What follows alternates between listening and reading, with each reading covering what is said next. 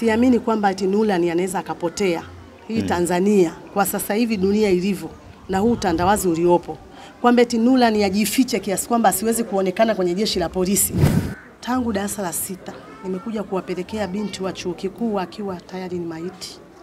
Nimeishi naye miaka mingi sana. Kwanza sikuwahi hata kumpeleka nyumbani kwa haraka, sababu nilikuwa napambana na ndoto zake. Mimi na yeye tumekuja Dar es Salaam kutafuta maisha. Kumbe yule kijana alikuwa anamsumbua mpaka chuoni. Kuna marafiki zake 3 alikuwa tayari ashawaahidi wote kuwaua, wote 3. Na akamwaahidi akamwambia huwezi kumaliza hicho chuo. Sasa kijana alikuwa na visu viwili. Alikuja na visu viwili. Kwa hiyo kisu cha kwanza alichoanza kukirusha, alichokidaka yule Eliza mwingine ni kisu cha kwanza.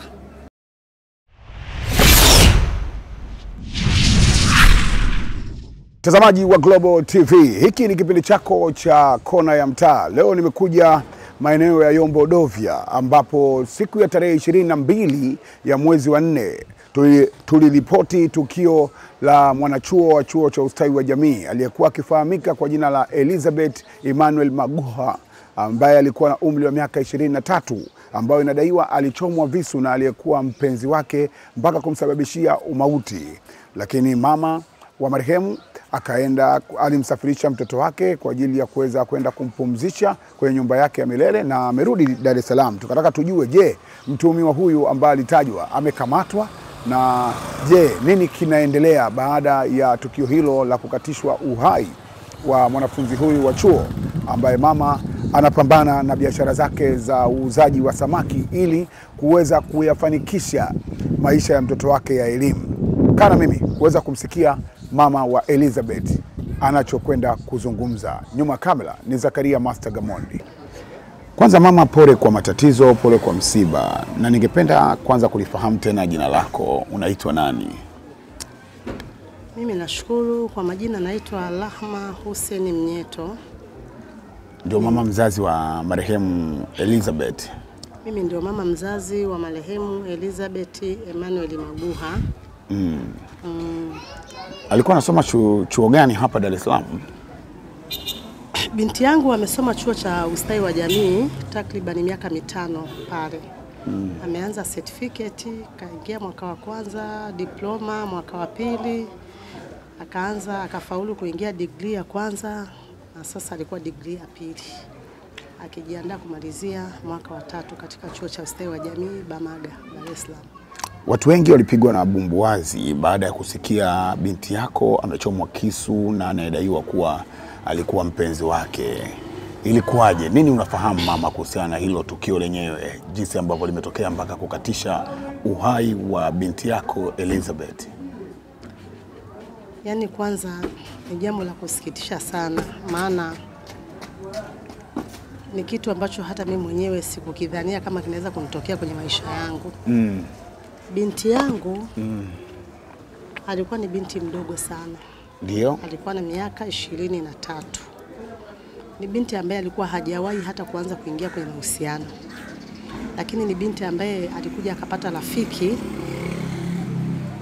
ambaye ni huyo Nurlan. Ni kijana ambaye nilikuwa ninamuona tu kwa kumuona kwa mbali. Yaani kifupi hakuwa kijana yuko sahihi katika jamii, sababu alikuwa ni mtu wa kukimbia, hata akiniona anakimbia, anajificha kama hivyo.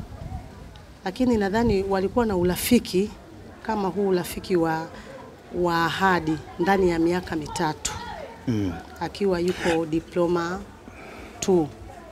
Nadhani ndio urafiki wao ulianzia hapo, ndio tulianza kumuona mimi na kaka yake ambaye ni kaka yake na Elizabeth. Lakini hiyo hali ilipelekea wakadumu kwenye urafiki, wakawa ni marafiki, tunaona tu kwenye simu, kwenye picha wanapigiana simu basi. Lakini ikapelekea hatua, nadhani waliingia kwenye mgogoro kwenye mahusiano yao.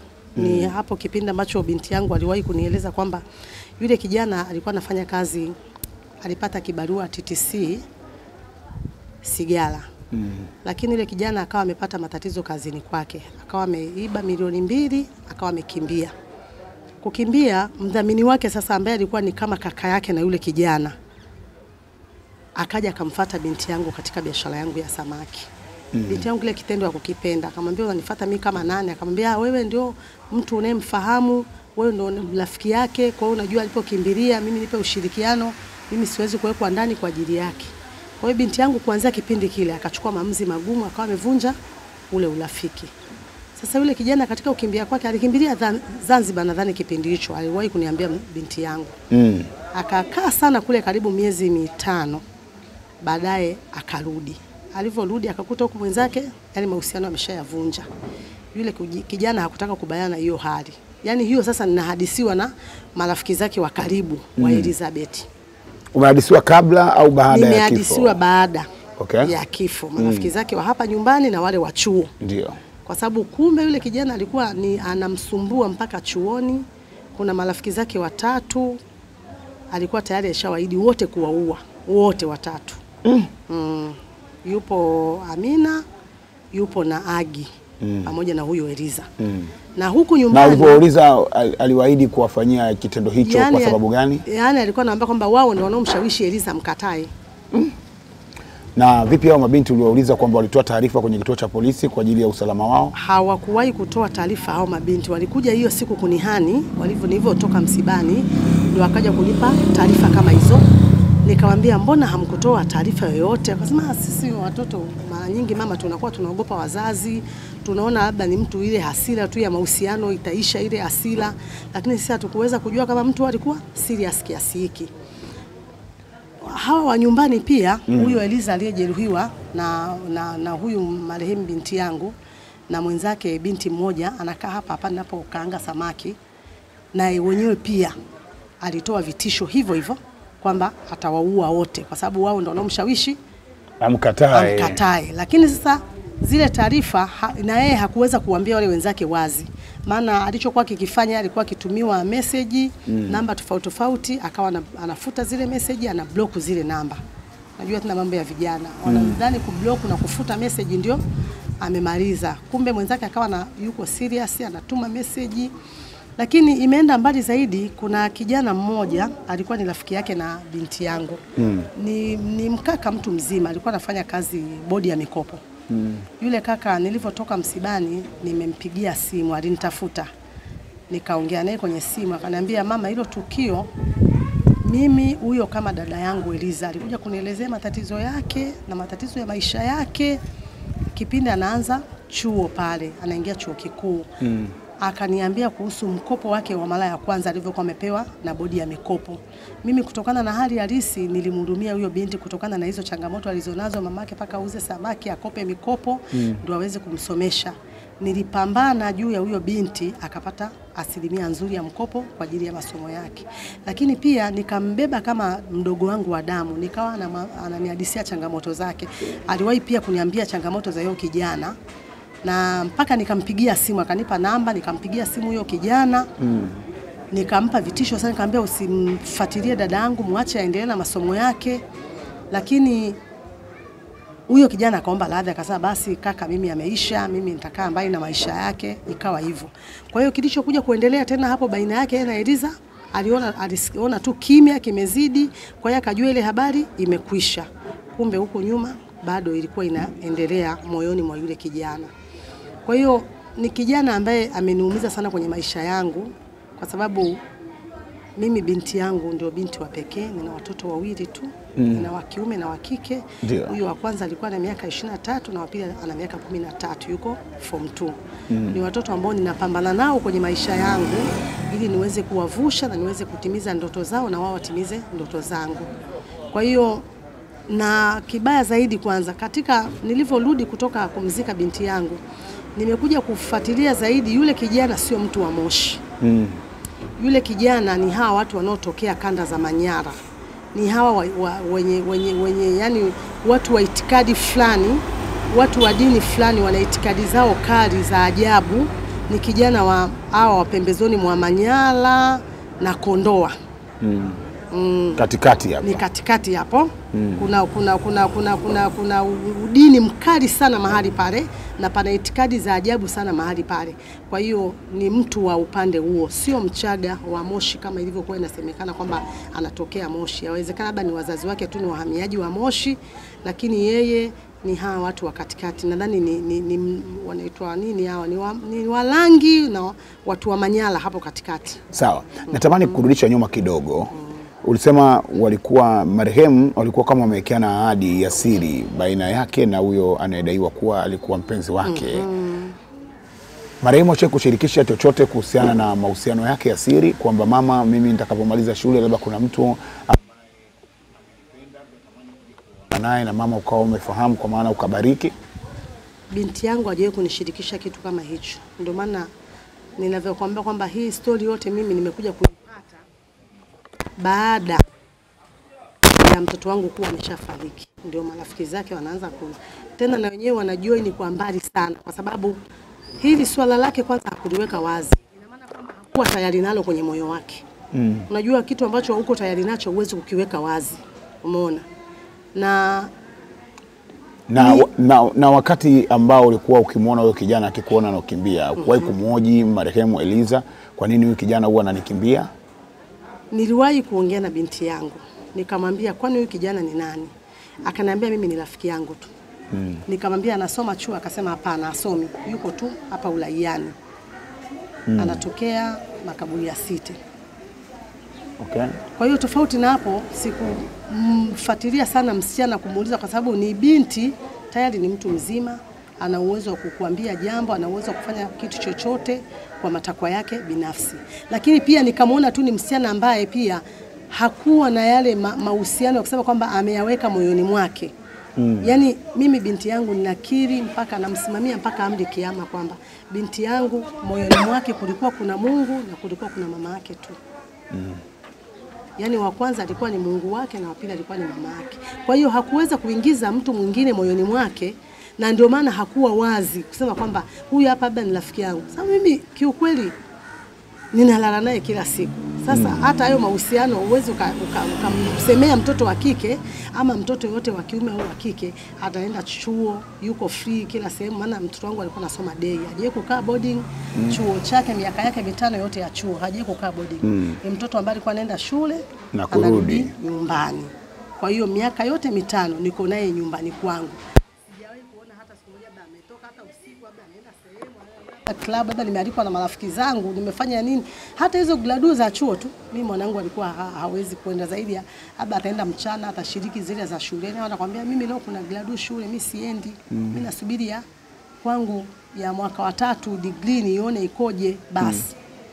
Na hebu tukumbushe, wakati tukio lenyewe hili la kikatili linatokea, mtoto wako mpaka kuchomwa kisu na anadaiwa kuwa mpenzi wake, ile kuaje? Hiyo siku binti yangu ametoka chuo, ilikuwa ni baada ya Pasaka. Pasaka ilikuwa tarehe 20-21. Tarehe 22 vyuo vikafunguliwa. Binti yangu ameamka asubuhi, nimempa nauli, ameenda shule. Amerudi kanikuta na kanga samaki. Mama, ngoja nikabadilishe nguo nyumbani nje nikusaidie. Sawa. Akaondoka.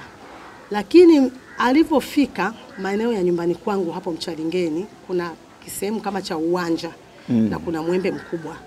Yule kijana kabla hajafika pale uwanjani, yule kijana akumbe, yani yeye ina maana alivyokuwa ameondoka, alivyorudi akawa amejipanga kwa ajili ya ukatili huo. Kwa hiyo akamfuatilia, akaenda akamkaba hapo Mchalingeni.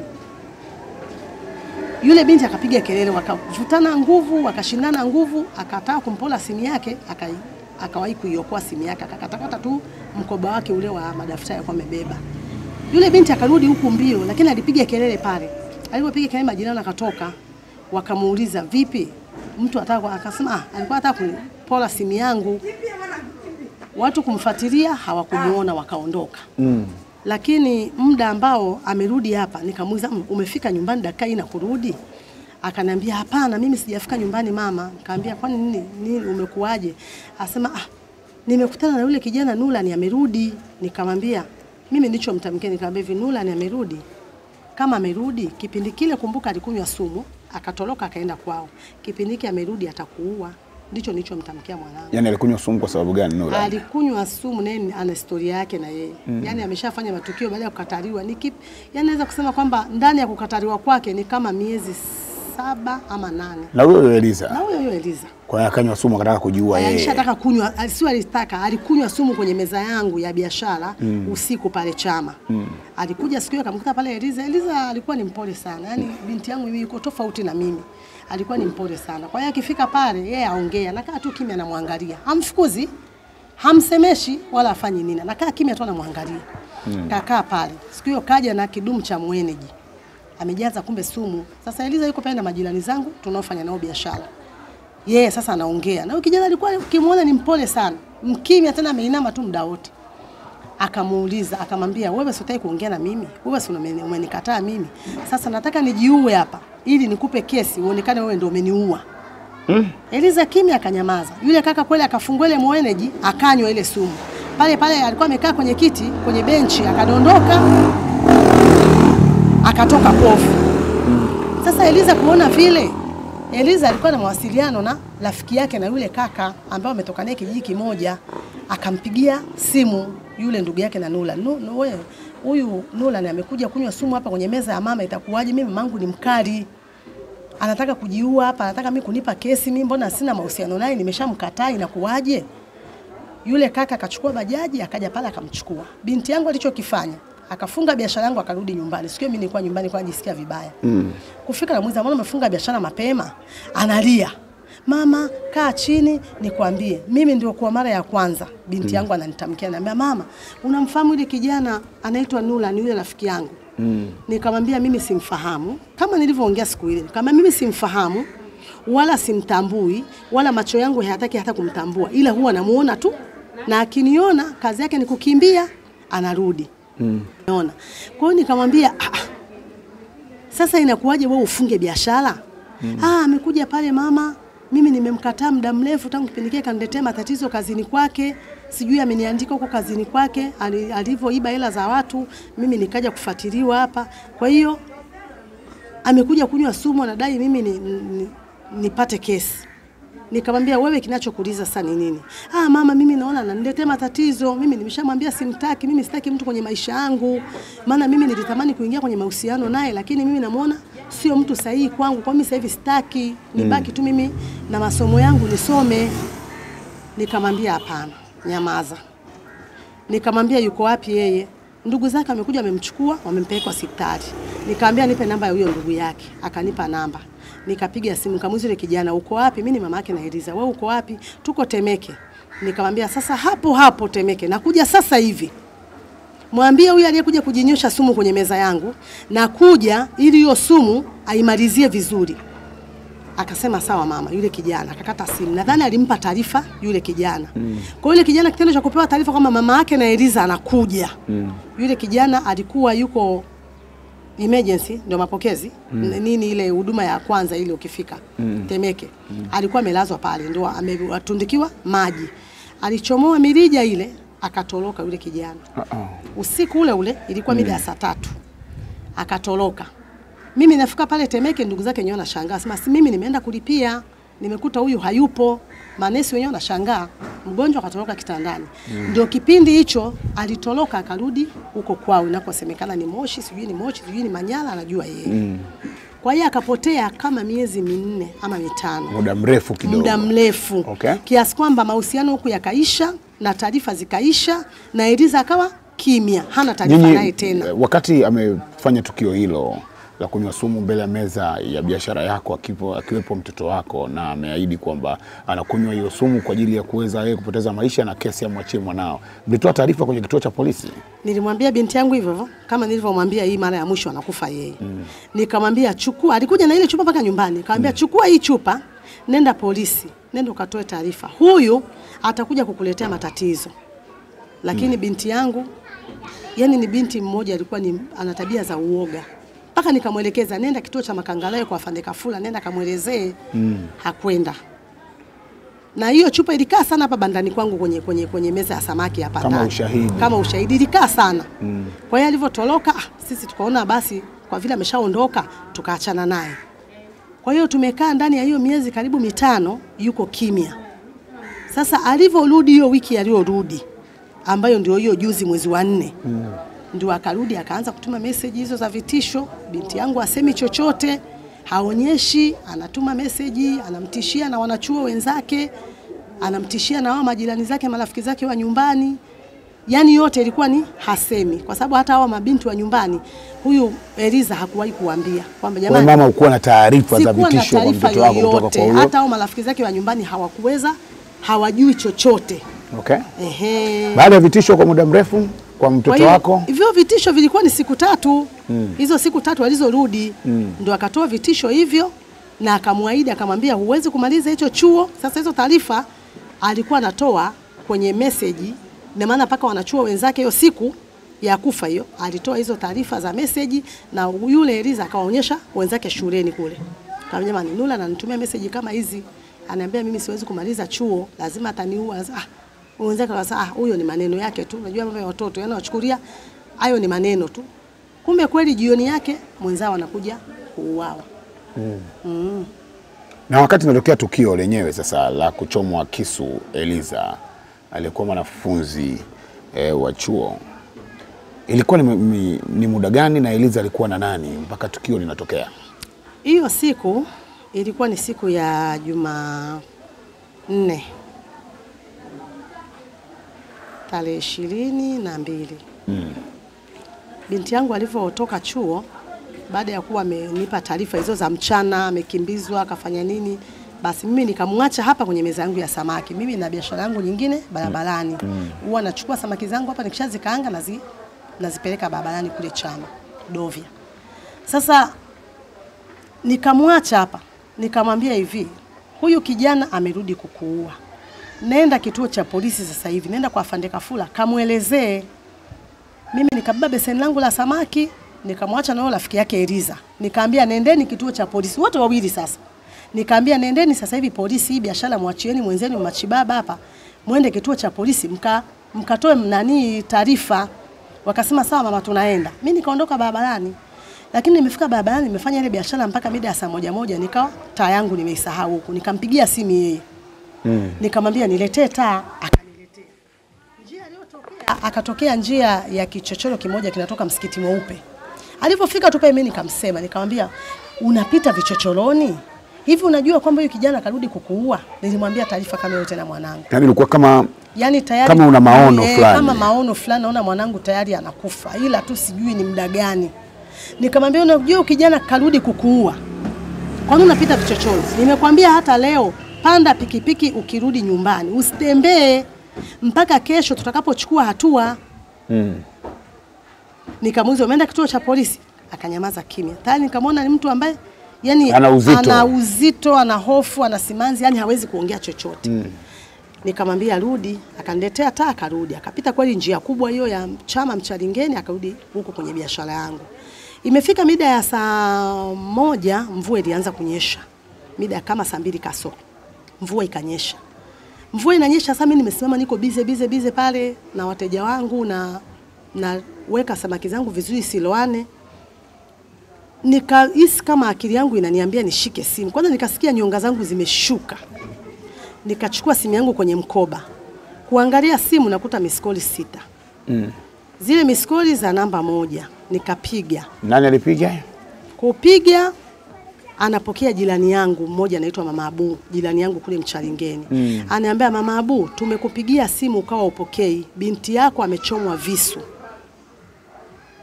Ndio huyo mama ananipa taarifa. Nikamwambia, yani pale nikasikia moyo wangu umesema kwisha habari yangu. Pole sana. Ulifanya nini baada ya kupata taarifa hiyo? Nikauliza, haya yuko wapi? Akaniambia amepelekwa Makangalawe. Nikachukua pikipiki, nikawakabidhi majirani zangu biashara. Nimetoka na pikipiki pale kufika njia panda ya Mwinyi, nikapiga simu ya binti yangu sasa. Kwamba labda ana hali hata ya kuongea, mimi nikiwa najidanganya hivyo. Kupiga simu akapokea rafiki yake Eliza. Ananiambia mama, imeshindikana kwenda Makangalawe, imeshindikana kwenda Malawi, tuko Temeke. Mimi nikamwambia bodaboda, akageuza pikipiki mpaka Temeke. Kufika Temeke nakuta pale majirani zangu wawili ndio walioweza kumsaidia, wanaume na wanawake wawili wamefika naye pale. Ndio mmoja wapo katika wanaume hao ndio waliweza kukichomoa kile kisu baada ya yule binti kuwa wamejeruhiwa. Maana walijeruhiwa wote wawili. Na kwa mujibu baada ya kukaa na huyu binti aliyejeruhiwa kumuuliza vizuri, kumbe yule kijana alikuwa na visu viwili. Alikuja na visu viwili. Kwa hiyo kisu cha kwanza alichoanza kukirusha, alichokidaka yule Eliza mwingine ni kisu cha kwanza. Kisu alichomchomea Eliza marehemu ni kisu kingine. Kwa hiyo alikuja na visu viwili. Alikuja na visu viwili. Yaani kama mtu ambaye alidhamiria tukio. Maana lengo lake alijua kabisa kwamba huyu yuko na marafiki zake na lazima ataongozana na marafiki zake, na kwa sababu tayari alikuwa ameshaweka ahadi ya kuua marafiki zake aidha wa chuo ama wa nyumbani. Na hata wale wa chuo wanavyonielekeza alikuwa anamfuatilia mpaka chuo. Kwa hiyo mwanangu hakuweza, yani malaika wake alichoka kujilinda. Sababu kumbe alikuwa anamfuatilia mpaka nje ya chuo kule. Kwa hivyo kufika pale Temeke, naingia mpaka ndani, naenda kiukweli nilipata ujasiri, nilimgeuza mwanangu kuona yale matundu ya visu, nikaona hapa uhai wake haupo tena. Yani ni kwamba alikuwa anaugulia tu maumivu, na nikawa nafanya tu kama kutimiza amri ya Mwenyezi Mungu, lakini tayari uhai wa Eliza ulikuwa haupo tayari, kwa sababu tayari nimemkuta hana ufahamu. Analalamika tu maumivu, yani anaugulia maumivu ambayo hayana ufahamu ndani yake. Na madaktari walikuwa wanasemaje?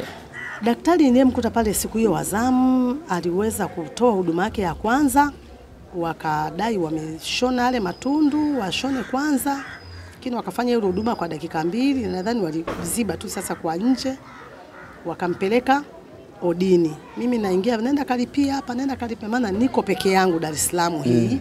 Kwa hiyo nilisimama peke yangu kama mama, kama baba kwa ajili ya Eliza. Sikuwa na mtu mwingine wa kusema labda na ndugu yangu atasimama aende kulipia hapa, aende kufanya hivyo. Nilikuwa nasimama mimi kama mimi. Na ndio maana nikatoka pale, nikaacha tena mwanangu pale hospitali. Nikaenda polisi kwenda kuandikisha taarifa ya PF3. Pole sana. Na vipi kwenye mazishi nako, nini kilitokea? Kuhusu kule nyumbani kwetu tulipokwenda, tumefika tu kama familia, wamepokea mtoto wao, maiti yao wakaipokea kwa simanzi kubwa sana. Familia yangu, mama zangu, wadogo zangu, wajomba zangu, kiukweli familia yangu imesikitika sana, maana ni mtoto ambaye nimeishi naye miaka mingi sana. Kwanza sikuwahi hata kumpeleka nyumbani kwa haraka, sababu nilikuwa napambana na ndoto zake. Mimi na yeye tumekuja Dar es Salaam kutafuta maisha, kwa hiyo hatukuweza kurudi nyumbani kwa haraka. Mtoto wangu mara ya mwisho amerudi nyumbani akiwa darasa la 6. Tulienda kwenye msiba wa bibi yangu mimi. Kwa hiyo tangu hapo tumerudi huku, tukawa tunapambana na elimu yake. Mimi napambana usiku na mchana kwa ajili ya elimu ya mwanangu. Kwa hiyo tangu darasa la 6 nimekuja kuwapelekea binti wa chuo kikuu akiwa tayari ni maiti. Pole sana. Inasikitisha, inatia simanzi. Mama mpambanaji, tena mfanyabiashara ndogo ndogo, anajishughulisha na kuuza samaki, akasema anafunga mkaja kwa maana mtoto wake apate elimu, lakini wakati anataka kutimiza ndoto ya mtoto wake ndio yanatokea hayo ambayo yametokea. Kijana ambaye alimpenda binti huyo, lakini moyo wake ulikuwa na chuki ambayo imejaa ndani, kwa sababu binti alikuwa anasimama kwenye elimu, na inadaiwa akatekeleza tukio hilo la kumchoma visu mpaka umauti. Pole sana mama. Asante. Na mmerudi sasa. Je, huyu mtuhumiwa ambaye anatuhumiwa kumchoma visu mtoto wako ambaye alikuwa chuo, amekamatwa au hajakamatwa? Umepata taarifa zake kwamba yupo au hayupo? Mimi kwanza, kwa mara ya kwanza nilivyokuwa hata nimepeleka mtoto wangu kwenda kumzika, niliamini kwamba labda yule kijana atakuwa na yeye pia amejiua. Lakini ajabu ni kwamba nilipokuja kurudi, ninakwenda kwenye jeshi la polisi, ninaambiwa yule kijana yupo hai. Nilivyomuuliza mkuu wa upelelezi wa wilaya Chang'ombe, ananiambia sisi tunamuona kwenye lada zetu, tunamuona Chalambe, tunamuona Vikindu, lakini siku 2-3 anapotea tena. Kwa hiyo yuko hivyo, yani bado anahangaika Atulise mmoja. Ndio maana tunashindwa jinsi ya kufanyaje ya kumkamata. Mimi ndio jibu niliopewa na jeshi la polisi hilo. Kwa hiyo mpaka sasa sina jibu jingine tena. Sababu hata jana ama juzi nimempigia tena mkuu wa upelelezi simu. Ni jana. Akaniambia niko barabarani Mama Eliza, nitakupigia baadaye nikifika, lakini sikupata tena mawasiliano naye. Kwa hiyo nimekuwa nikipiga hivyo simu. Niliwahi kumpigia bwana mmoja hivi, naye ni mkuu wa upelelezi, nadhani anatoka Central, huyo anaitwa Fande Ilongo. Naye akanijibu hivyo hivyo, akaniambia mama, sisi tupo bado tunapambana, tunafanya hizo harakati, lakini huyu kijana mpaka sasa bado hajakamatwa. Lakini jeshi linaendelea kupambana kuhakikisha kwamba wanamkamata. Na taarifa walionipa hiyo siku niliyokwenda kwa mkuu wa upelelezi wilaya hapo Chang'ombe, akaniambia unajua, nilirudi nikasikia story nyingi sana kwamba yule kijana ndugu zake sijui familia yake imekamatwa, sijui yani mambo yalikuwa kama watu 6 sijui 5. Kwenda kuuliza pale kwa uhakika wakasema sisi hatuwezi kukamata watu ambao sio wahusika. Sasa hivi jeshi la polisi liko tofauti. Halifanyi kazi kama zamani kwamba labda familia nzima itakamatwa itafanya nini. Wao wamedai kwamba mradi mhusika anajulikana na ameonekana ni yeye, na uhakika wa kwamba yeye ndo ameua eneo la tukio kathibitishwa kaonekana.